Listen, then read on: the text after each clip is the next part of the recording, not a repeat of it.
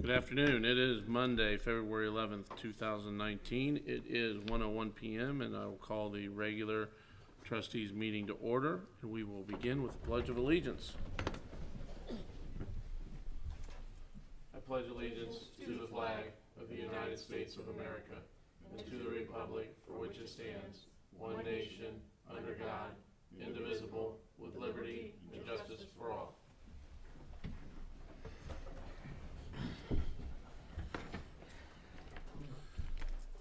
I see we have an agenda before us. Are there any additions or modifications? Hearing no additions or modifications to the agenda, I would move to have it approved as written. Second. Ms. Wallace? Yes. Mr. Kretz? Yes. Mr. Roberts? Yes. Make a motion to accept the general ledger report in the amount of $371,117.39 for the January 16th, 2019 payroll. Second. Mr. Kretz? Yes. Ms. Wallace? Yes. Mr. Roberts? Yes. I make a motion to accept the general ledger report in the amount of $343,150.41 for the January 30th, 19 payroll. Second. Ms. Wallace? Yes. Mr. Kretz? Yes. Mr. Roberts? Yes. Make a motion to accept the payment listing reports in the amount of $187,161.49 for warrants through February 7th, 2019. Second. Mr. Kretz? Yes. Ms. Wallace? Yes. Mr. Roberts? Yes. I make a motion to approve the January 28th, 2019 regular meeting minutes. Second. Ms. Wallace? Yes. Mr. Kretz? Yes. Mr. Roberts? Yes. And I'll bring those at 4. I didn't print them out. Okay, thank you. Next we have citizens desiring to speak. Seeing. Allow that, can I stand up? Sure. Oh, I'm not a citizen, but I'm union president here. My name's Mike McDufford. I live at 726 Crestline Drive, Zingy, Ohio. Today I got some notice on a staffing matrix that is going to be presented to you today. And I just wanted to make sure there weren't any errors in that paperwork that was sent. I was kind of questioning the motive behind it. I know that we're hiring additional people, additional staffing, and it seems like we're decreasing the amount of days that we're allowed off. Just doesn't really make any sense to me. And I'd like for you to take that into consideration before you pass this matrix, or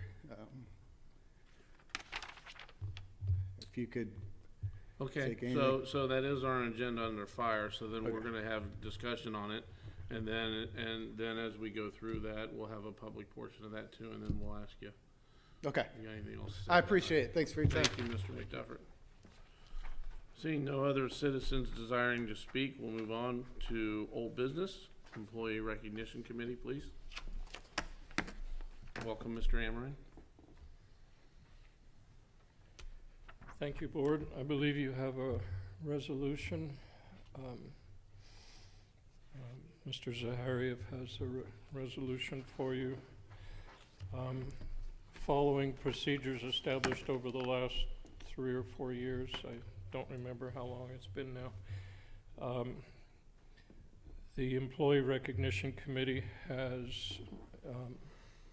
is recommending to the Board a nomination from the Fire Department that the Board named Doug Ransdell, firefighter and paramedic, as Beavercreek Township Employee of the Year. Firefighter Ransdell is a member of Ohio Region 3 Technical Rescue Team, Task Force 1 Urban Search and Rescue Team.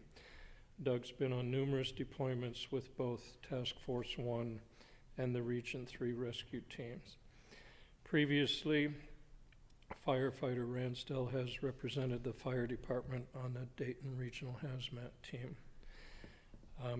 He is a certified self-contained breathing apparatus technician, SCBA, overseeing the testing, repair, and maintenance of the department's SCBA equipment. And he recently became certified fire instructor, overseeing the fire training for the department, and is currently rewriting the training guidelines for the department. Further comment indicates that firefighter Ransdell is always willing to take on additional responsibility to move the fire department forward. He joined the department as a part-time firefighter in 2008, was hired full-time in 2010. He's married with 2 children, has received 2 fire unit citations for highly commendable performance in the line of duty, and is thus our nominee to be Beavercreek Township's Employee of the Year for 2018. Excellent. Will he be recognized at the chamber breakfast in March? Good. Yep. Very good. Yes, I will convey that following this meeting to the chamber so that that makes it to the agenda for the breakfast. Thank you to you and to the committee. We instituted that practice several years ago, and you've repeatedly done a good, excellent job. So we appreciate that. Thank you. That, do we have a motion? I'd like to make a motion to approve a resolution to name Doug Ransdell to be the 2018 Beavercreek Township Employee of the Year. Whereas Beavercreek Township Board of Trustees has established an Employee Recognition Committee, whereas the Employee Recognition Committee has established a process for the nomination and selection of one employee each year to be recognized by Beavercreek Township as the Township Employee of the Year, and whereas for 2018, following the selection process, the Employee Recognition Committee has made a unanimous recommendation to the Board of Township Trustees.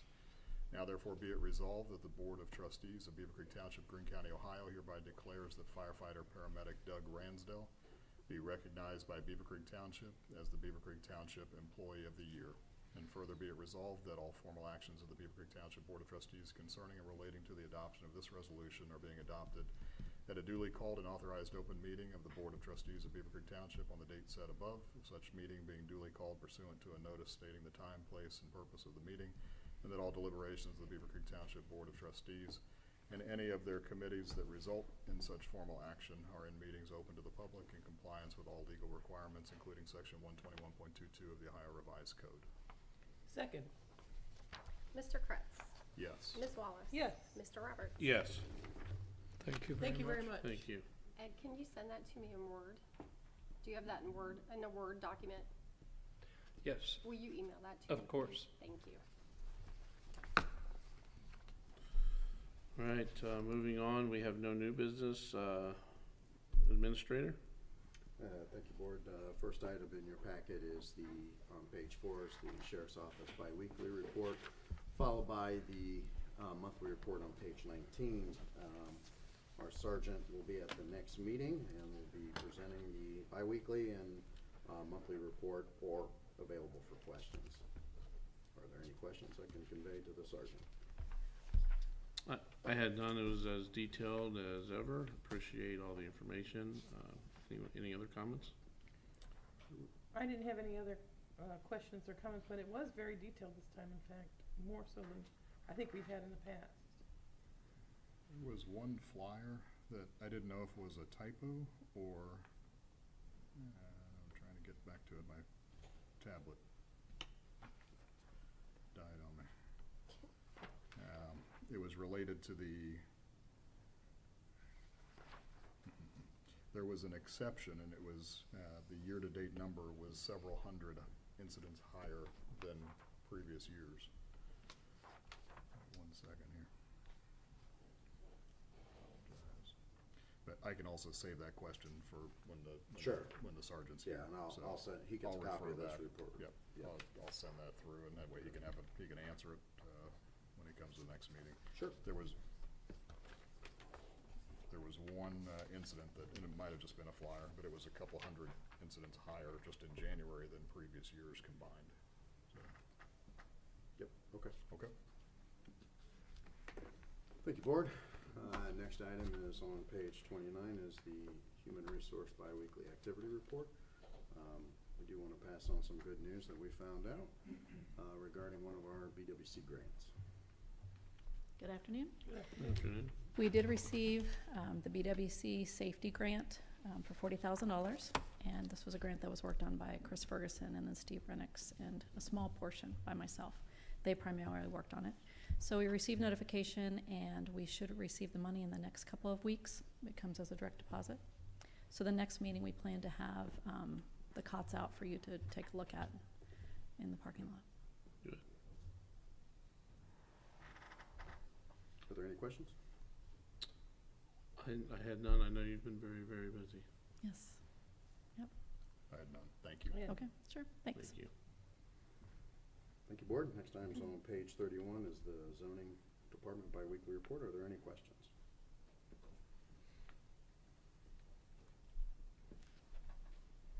It's like No business is booming. No, appreciate the notation regarding the collection and the reporting. Mhm. The phasing of the timing. Moving on to IT. Thank you, Board.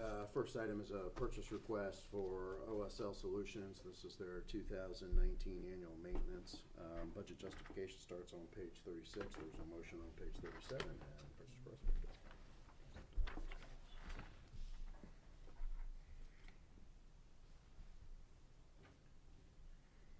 Hearing no questions, I move to approve purchase request 9663 to OSL Solutions for annual maintenance in the amount of $3,000 and to authorize the township administrator to sign for the board. Board, that's a typo there. I apologize. That was last year's. That's 3,500. So 3,500. Yeah, Is the requisition correct? the purchase request is, Yes. yes. I apologize. So I'll change that to in the amount of $3,500 and to authorize the township administrator to sign for the board. Second. Ms. Wallace? Yes. Mr. Kretz? Yes. Mr. Roberts? Yes. Thank you, Board. Next item is on page 40 is the IT biweekly report. We did have a meeting with them last week, back to business IT, to discuss the 2019 projects. We are moving forward with a lot of them, and just getting an update where we are on certain projects that are outstanding. Are there any questions? I had none. Are you happy with how things are going? Yes, it seems like since we've made this switch, things have gotten a lot better. There are still a few things that we think we can fix with phase 2 that was essentially approved last year, but also budgeted for this year. So we talked about timing of phase 2. One project that's left over that we need to do that was added last year was the update of the firewall. That is a priority this year's. We were waiting on the piece of equipment is being configured now, then it comes here, then it gets configured again to our rules. That's going to take a good chunk of time for them to complete. As soon as the firewall is up and running, they'll also get remote desktop options back to the employees to log in remotely, either through the website or directly through the firewall, and then we'll move forward with phase 2. Thank you. Mm-hmm.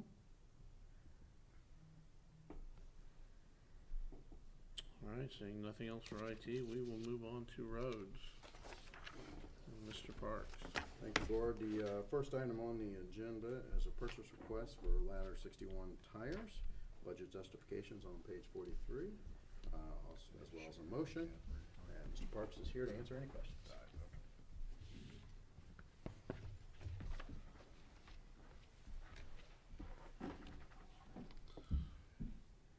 I'll make a motion to approve purchase request 9694 to Carol Wirtz for 4 rear tires in the amount of $3,000 and to authorize the township administrator to sign for the board.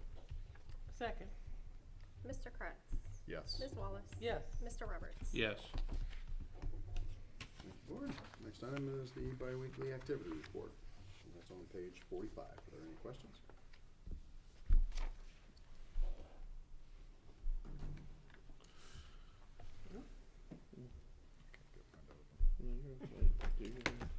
All right, thank you, Board. Mr. Parks. Nice job on the roads.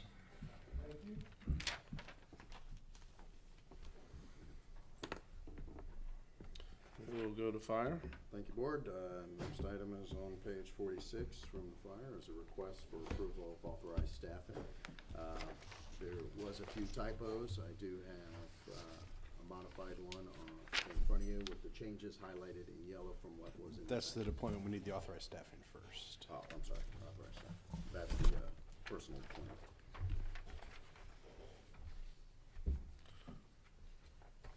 I'd set it on your Yeah, just. Yes. Yeah, Oh, I have the resolution. I'm just, so Chief, can you walk us through? You're still on the SOG. We need to do the authorized staffing They're on the resolution SOG. first. Yeah, they have that. Well, Mr. Roberts is looking at the SOG, and we need to do the resolution first. Okay, so in this resolution here, This is one that modifies the authorized staffing level to increase by the 9 staffing levels, firefighters for but the then safer as far grant. as Mr. McDuffer's question, that's not being addressed here. That'll be addressed in the next part. Correct. The SOG, we don't need to update the SOG personnel deployment until we have the authorized staffing level increased. So we need to do the resolution first and then the policy second. Okay. And this will allow us then to move forward with our hiring today, correct? Yes, sir. Okay.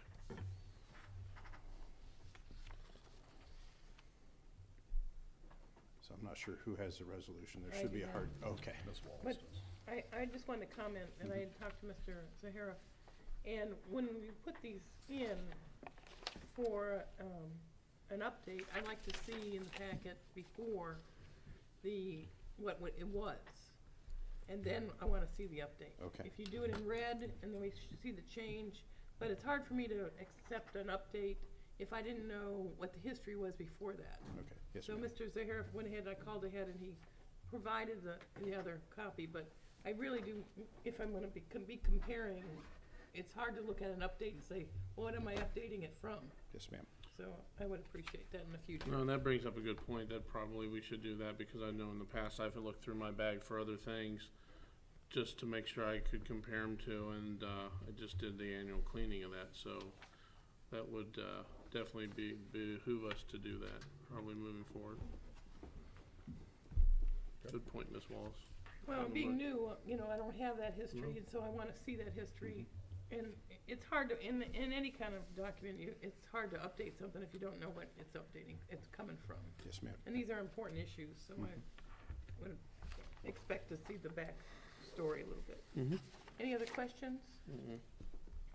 Then I'd like to propose a resolution for modifying the fire department's authorized staffing level, whereas Ohio Revised Code 505.38A requires the Board of Township Trustees in each township with a fire department to provide for the employment of firefighters as it considers best.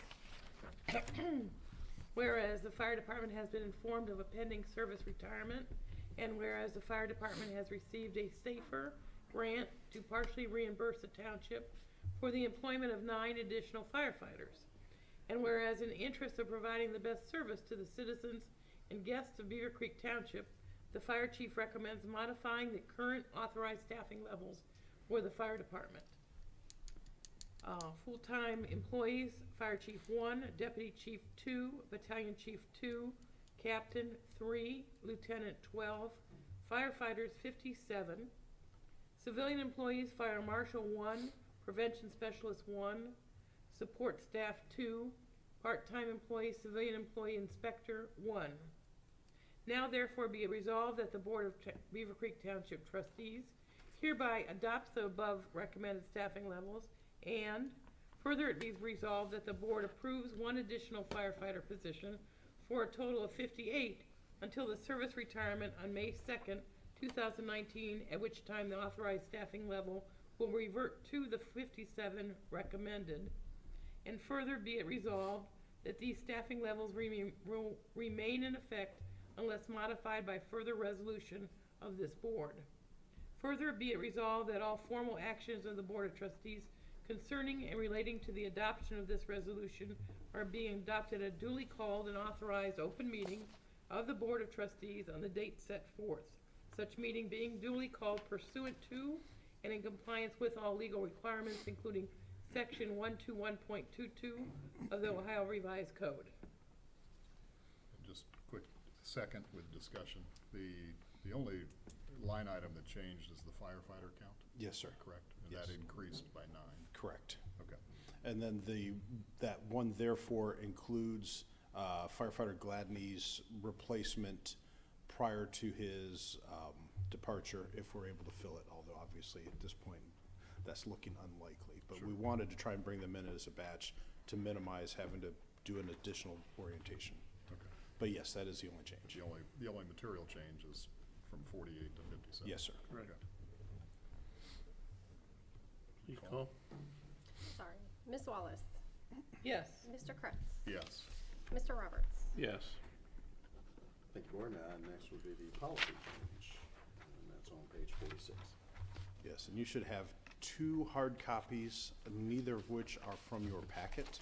The first is, as Ms. Wallace referenced, the existing approved 3.0 version.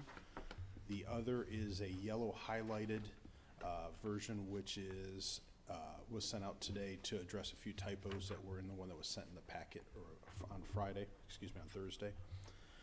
The major change is we added 3 lines to the top.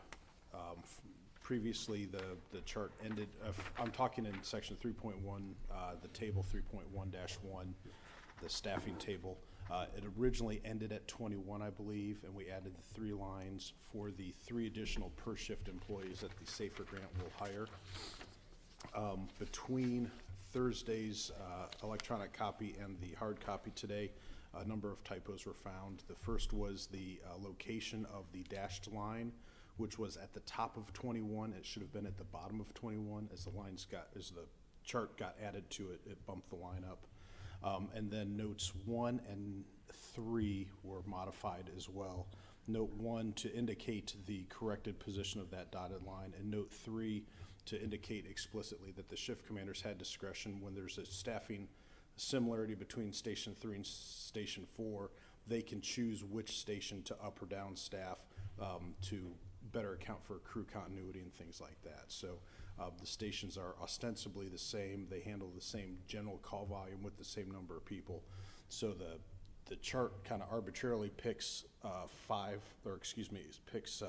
3 to go down before 4, but that's just so there's something in the chart. They have the discretion to flip those 2 stations in that situation. I'll be happy to answer any questions that you may have beyond that. So this latest version, has this been distributed and seen by everyone? No, sir. I've discussed it with Chief of Operations Merckx, and then obviously you, the board, have it. Okay. We don't typically disperse out for comment prior to, although we did seek input from the captains and the other chief officers for the dispersion. So those comments have already been incorporated into the table here. And as to the union's concerns, you'd have to ask Mr. McDuffert. I did not solicit their input for the table, and we have not traditionally done that either. Okay. So is there merit to the comment of losing? I'm assuming what he's talking about is the typo from the line being moved from the top of 21 to the bottom of 21. But essentially, the number of people off per day has not changed, although we have increased the number of people that will be working on any given day by increasing the staffing. So we'll still have 3 off, 2 EDOs plus a vacation spot potentially, and then in certain critical cycles there could be a 4th off because we may need 3 EDOs plus a vacation spot. And those are some things that we've worked through in other documents in other areas of the organization. So then this revised document in essence keeps the spirit of where we were at before with Yes, sir. regards to those things in. That is my belief, yes. If it's not shared, then I wouldn't want to put words into Mr. McDuffert's mouth, but my belief is yes, it does. Okay. I'll ask Mr. McDuffert if he has a comment since he's here. If you can step up, please. Come on. Thanks. Sorry. Got your help. Thank you, Chief. Just so we have you on the microphone. Does the new, I guess I had a couple things I wrote down sitting down there. Does the new matrix, does it address the federal funding, staffing, the federal funding for the SAFER grant? Is there any kind of issues when it comes to this new matrix and how the federal government wants us to staff? Have we looked into that? The only requirement for the Do we want to just go through the I questions? would say it might be easier I if we did. hesitate, this is a precedent-changing thing if we get into an involved discussion in the middle of an exception, but Yeah. if he'd like to ask the questions, then if the board would like answers, I'd be happy to provide them. Sure. So, okay. So, I have not seen the new revised copy. That might help out. I don't know if it does or not. The one that was brought up by several people this morning was not. I had a lot of concerns with it. So I don't know what the new one looks like. I haven't seen the new one. If you can just maybe, summarize your concerns and then. Okay, this concern was reducing the amount of people that could be off in one day. Okay, and then The availability for us to take off in a day.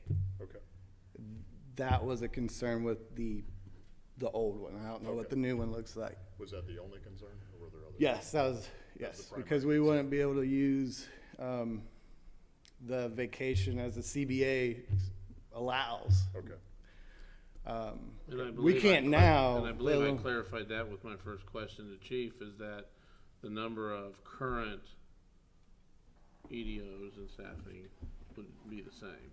Mr. Roberts, I would recommend that maybe we Table it. summarize the questions, and then Mr. McDuffer can have a seat, and maybe then if you want to Okay. pose a question to the chief, rather than have a. Okay, so reducing the number of people off in one day, is that your only question? Reducing the available days off. The opportunity to Right, take it the off. opportunity, yes, sir. And that's it? Yes, sir. All right, thank you, Mr. Thank McDuffer. you. Chief, thank you for the unusual step there, but I felt it needed to be done. Yes. So in answer to the question, this still allows for 3, possibly 4 people to be off, which is the same number that is currently allowed. So that has not changed, although there are more people to take time off. And this has been an ongoing, I'll say, conversation at Labor Management. It's at least 2 or 3 times it's been discussed.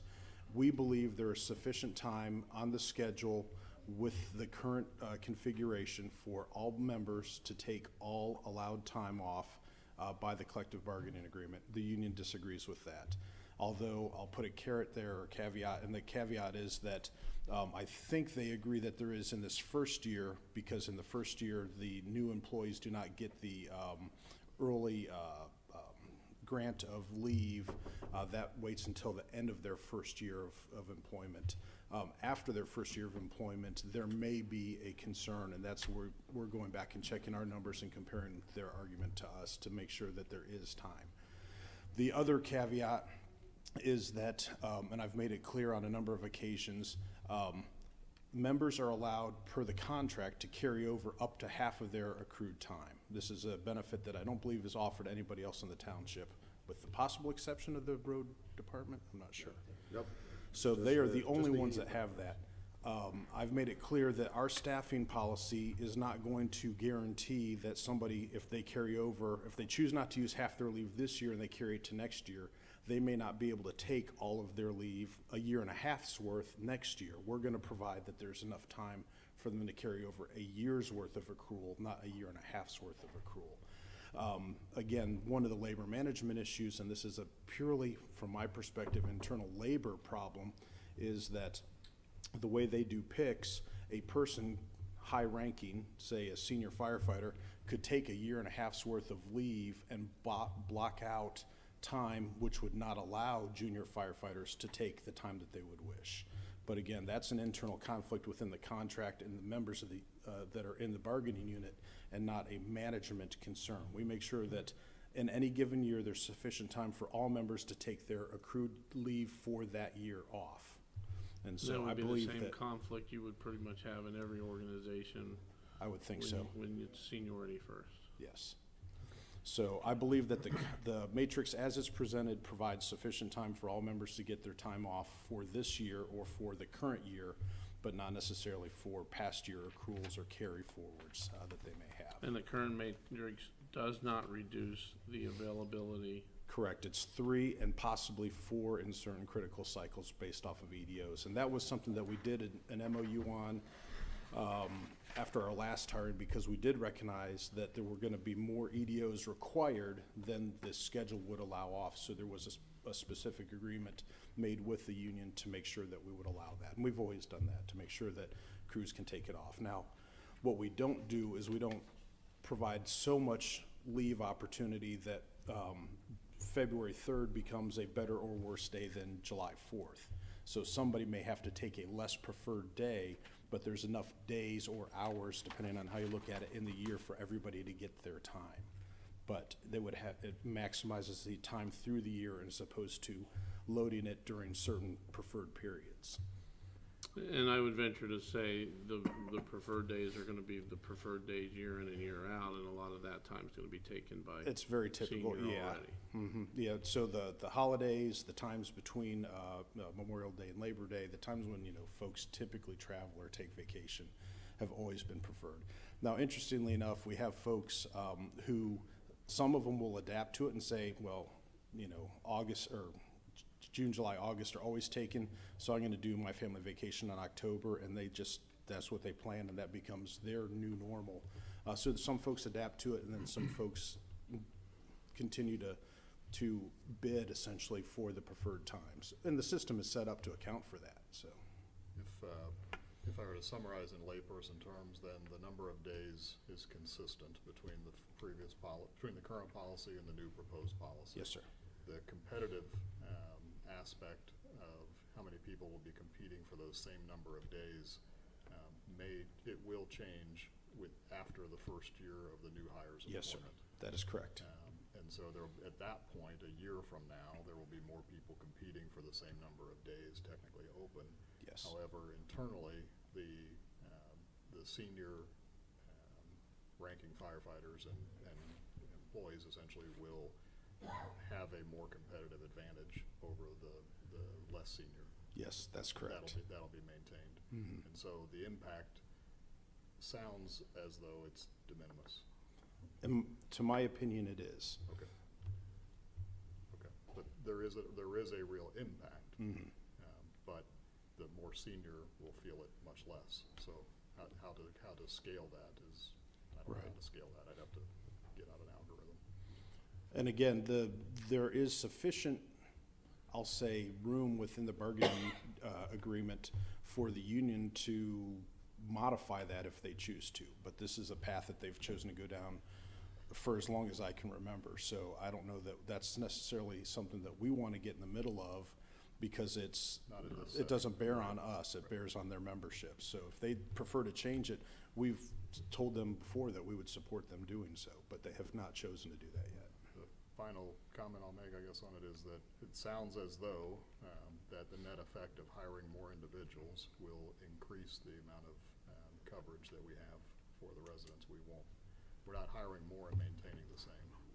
Correct. Now, the one, so there's a caveat to that correction also, or being correct, and that is we have not changed our essentially minimum staffing line, which is the bottom of the 2 dash lines, which is where we order in or allow overtime. And part of that is something that we've discussed in the past as far as the hiring being an offset to past operational overtime. So if we wanted to, again, this is based off scheduled leave. We haven't talked about unscheduled leave. So unscheduled leave typically is sick leave, but occasionally there's injuries or benevolent issues, things like that. If we wanted to adjust where overtime gets called in to cover those, that's not addressed specifically in this. This does not change that. And that's certainly a conversation we can have now, or we can have at a future time as appropriate. But I think part of the premise of our decision to move forward with the SAFER grant was the understanding that there was a potential, at least, for a reduced overtime cost. Yes, sir. So being a factor, that was a factor. That was my understanding as well. Okay. So I wouldn't want to address that individually, I wouldn't want to address that now until at least there was concern that it was going to become a problem. Yes, and that's when we're looking at a report for the board to show what the scheduled staffing is versus what the actual staffing is, so we can get a good feel for what that really is. Because we have, and there's really kind of two major areas: sick leave, which is usually very short term and usually unpredictable, and then injury leave, where obviously right now we're in the 4th or 5th month of an employee being off for a major work-related issue. And those are areas where maybe we want to consider putting somebody back in long-term, but that's not a discussion we've had, and that's not a discussion that I have any numbers prepared to back up, so it's probably better for a future date. But it is something that we are looking at and we are considering. We just don't have a recommendation for the board at this time. But the department and the township worked hard, and everybody involved, as far as that slide on Alex's State of the Township presentation, where it shows the declining trajectory for overtime. That there's an expectation that goes with that it will continue. It may plateau a year, but it will continue over a 5-year period on the decline. Yes, sir. So at least on the next 3 years.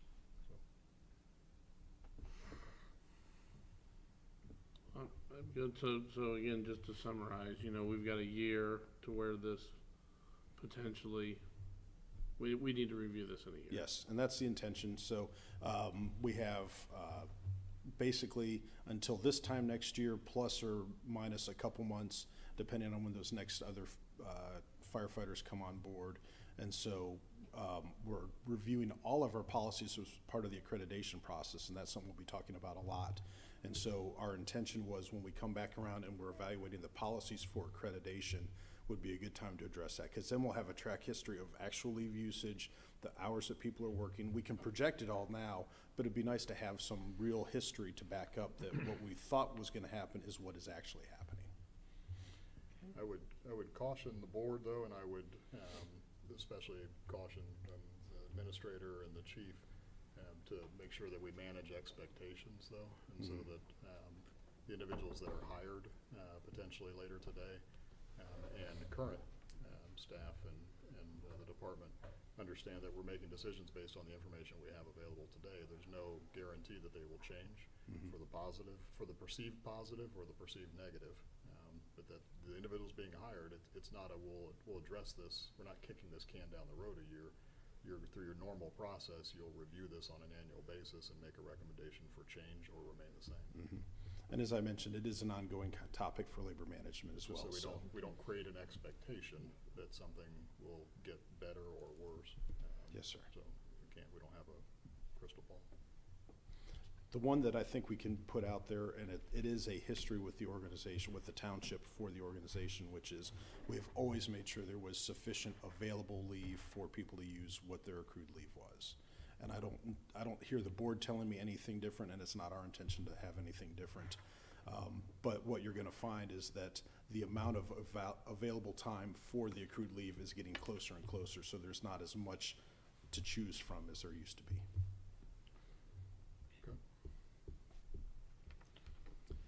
If there's no other questions, if the board would be willing to accept that, it would be appreciated. If not, we can certainly table it. It's nothing critical until after the guys come out of orientation, so we have a few weeks. If you'd like to table it for further discussion, that's fine as well. I'll make a motion to approve SOG number 5000.001, Fire Department Personnel Deployment, version 4.1, effective date of February 15th, 2019, as presented. Second. With discussion. So, Chief, through your normal course of processes on this, would you normally have sought input from the captains or anybody? Yeah, and we did. So the captains had input, the chiefs had input on this new version. On this new version, yes. The one that was sent out on Thursday, and then we discovered the typos in discussion with operations chief this morning, so that's why you have 4.1. But 4.0 has comments included from the operations chief and from the planning and quality control chief. Okay, well, I would, I know we've got a motion and we're gonna take a call, but I mean, if we're not under any kind of duress, I mean, you know, as Chief offered the table for a meeting, might be worth entertaining, but the motion's been made. Any other discussion? I'm not sure I understand your question. If you're asking if we table this and allow discussion between management and labor, or This is not a labor management issue. that's what I was gonna say. Yeah, This falls outside of This that. is not a negotiated item, and nor should it be. Okay, So, and the union, there is a process for notification, so they'll get that, and then there is a labor management process if they disagree or if they feel that something violates the contract. Obviously, we have the grievance process for them to bring it back. So you've heard the concern, you've heard that, I believe we've addressed it. And like I said, I've incorporated comments from all of senior staff, command staff, including the captains. And the captains are the ones, they had the most input on the top part of the matrix because that has the most direct impact for how they deploy their staff on a day-to-day basis for us. So all the stakeholders have had input into it. But again, if you choose to, I don't have a problem with, I just don't know what's gonna change, and there's no additional discussion that we would normally pursue at this time outside of it. I guess I would just recommend that clearly state to all employees of the fire department that as you stated before, that the ratio hasn't changed, the new version hasn't changed the time off. And to make sure that's communicated to everyone. Yes, ma'am. and then it That'll- That's also, where it gets confusion when they see different numbers Mhm. and they think it's gonna affect them. So I think that if we make sure we communicate to everyone about those numbers that you stated, I think that might clear up some things. Yes, ma'am. And the amended version might help as well. Yeah, Because certainly. It'll become That's, public record obviously after this yeah, meeting. it came out as it was identified as a typo. We corrected it as soon as we had it in front of us, and that's why you have the two versions today. I'm not sure where the there was an internal breakdown within the organization where obviously that message didn't get across to everybody, but. Sure. But there is a process in the collective bargaining agreement. Once a policy is approved by the board, then it is posted and Yeah. presented. There is that in the collective bargaining agreement. go ahead and call. Mr. Kretz? Yes. Ms. Wallace? Yes. Mr. Roberts? No.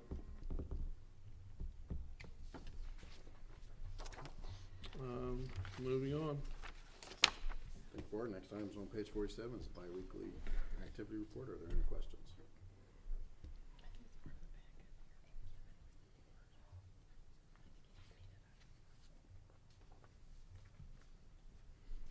I had no Done.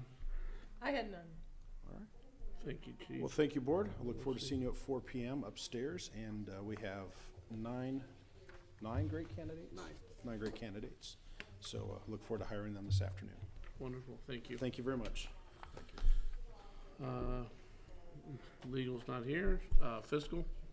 I just wanna, Alex, I think we're, moving forward with getting that credit card policy, is that correct? That's correct. Auditor put out a bulletin in November. I did attend the OTA, some training up there regarding that. We do have a draft policy that staff has reviewed. We had some questions regarding that. It goes to legal, then it'll come back to staff, and then we'll present it to the elected officials. Okay, yeah, cause we need to get that done. I'm sure you heard in that training as I did, that Yep. they're gonna, yeah, we need that done by probably by the end of the month. Yep, we're working Thank you. to do that. Yep. All right, we'll move on to committee reports, MVRPC. Yes, I have things to report. MVRPC has taken a stance on the pedestrian fatalities that happen in Harrison Township and other parts of the community.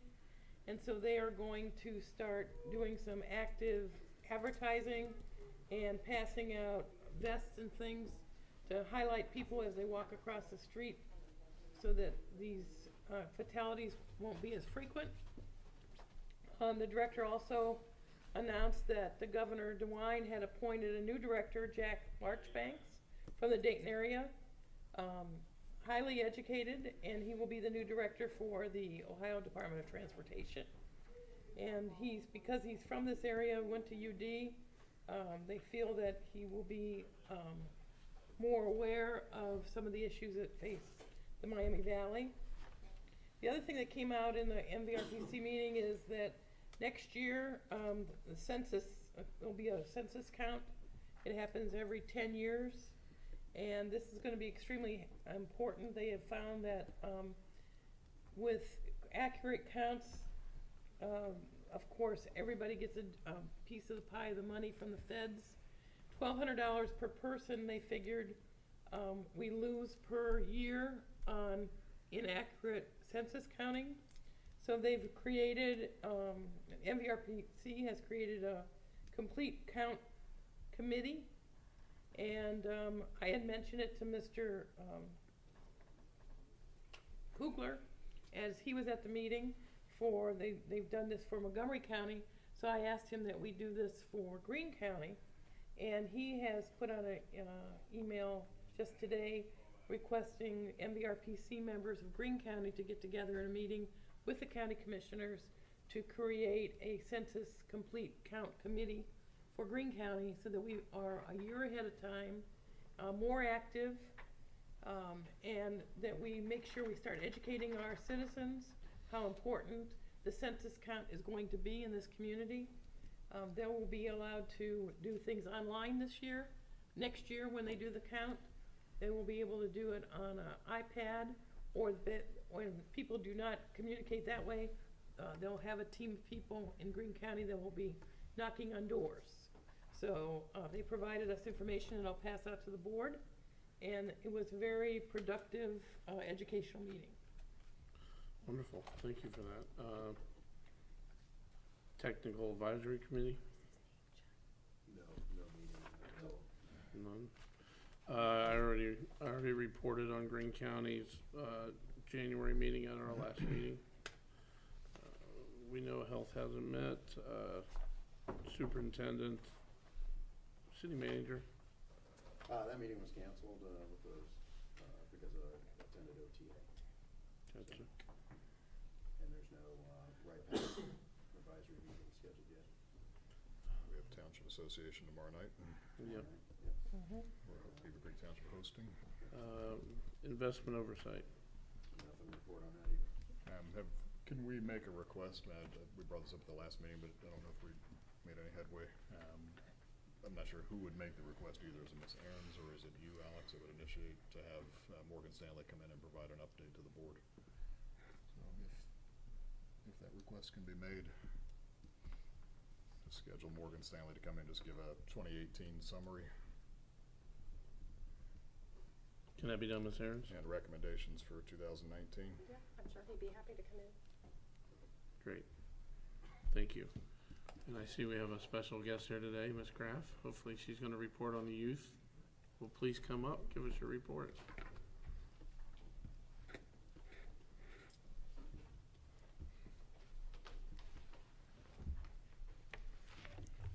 Beavercreek Youth Council overview. And this is written by the current president, Callista Hess, who's a very active, impressive young lady. The Beavercreek Youth Council is the city's youth group that helps with many city events, volunteers for organizations, plans city youth events, hosts 2 middle school dances each year, and much more. And one of those dances is always held in the spring up here in Station 61. It's very well attended. Hundreds show up. This council is comprised of any students in 6th through 12th grade that live in Beavercreek and or go to Beavercreek schools. So that would include children who would go to our home school or go to the parochial schools or any of the other private schools. Anyone who would choose to want to join is welcome. The council promotes leadership, community, and service. The youth meets twice a month to discuss opportunities and ways for the youth to become involved. The council elects a president, vice president, secretary, and PR officer, and a service learning coordinator.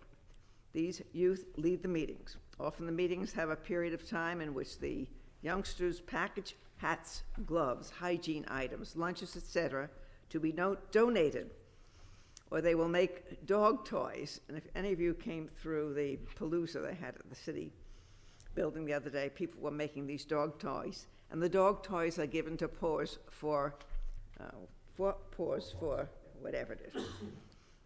Wrap presents, put together donation baskets. The money for these activities come from the proceeds of the middle school dances. The youth donate anywhere from $1,500 to $2,800 from each dance. Some of these events are planned by and run by the youth. They include Rake and Run, raking yards of senior citizens in Beavercreek. So every fall, if you are a senior citizen and you would like your yard raked, and they did mine this year and they are superb, you sign up at the senior center and the youngsters come through, maybe 15 or 20 in a group, and clean up your yard. Very, very beneficial. Candidates and issues form. The youngsters will invite candidates to speak prior to elections of the spring or fall. Spring, fall, middle school dances, a dance for the middle schools at Beavercreek High School or the firehouse. Other events include groups that they volunteer for. They do the Popcorn Festival every year, and for the past 3 years, I think they got the Best Booth Award because they do a really good job. They work with the summer kickoff at Lafina Park, try a truck through the Parks Departments. They run errands, games, bouncy houses. They provide help at the Taste of Green County, Day of Caring Breakfast, Hands Against Hunger, the Lafino Plaza Palooza.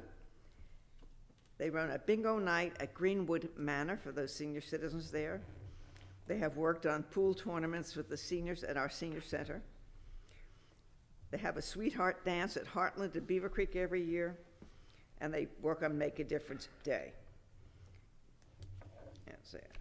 I'm going to skip a whole lot. They do very often just donate money, but the past couple of years they have been doing more things, such as buying gifts for seniors at both Heartland to Beavercreek and Greenwood Manor. They get a list of people who don't get visitors, and they find out what they need and what sizes they would need to have, and they pack big Christmas baskets, so they deliver Christmas Eve, which is, very, very impressive. So these people have something that they would not otherwise have enjoyed the holiday. They help with many drives to collect clothing for Hope's Closet, Feed the Creek, Siska, for Paws, and the Creek Supplies Closet, which is at the Beavercreek Board of Education building. It is like crayons to classrooms in Montgomery County, but it's a Greene County process. It's a Beavercreek process that Callista actually spearheaded and put together and worked with the schools, so that if there are students in the Beavercreek schools who need notebooks, they need pens, pencils, whatever it is that they need, and the teachers know of this need, they can come and pick up the supplies and give them to the youngsters. And this is all done by volunteers, and it's also done by donations. So they go out and they find donations. So these kids who have done an excellent job. Each year our activities, they invited different events, and they choose which events they go to, and they have to volunteer for a certain number. Some of them are required and some of them are not. And so this report also has some pictures of the activities that the youngsters do. Wonderful. Thank you, Ms. Graff. Thank you. You gave us a good report.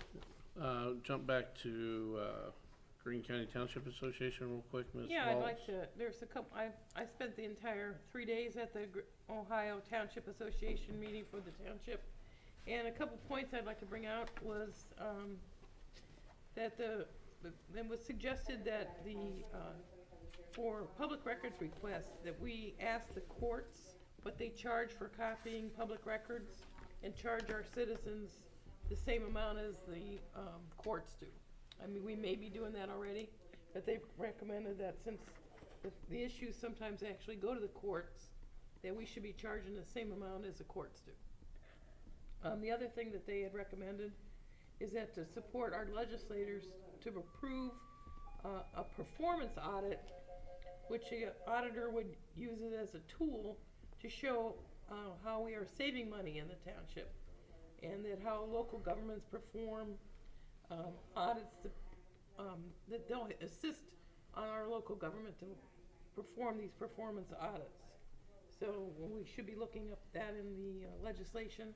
I have several the new legislative priorities that were passed out, and many workshop documents that I can pass to the board on classes that I went to hear about the classes.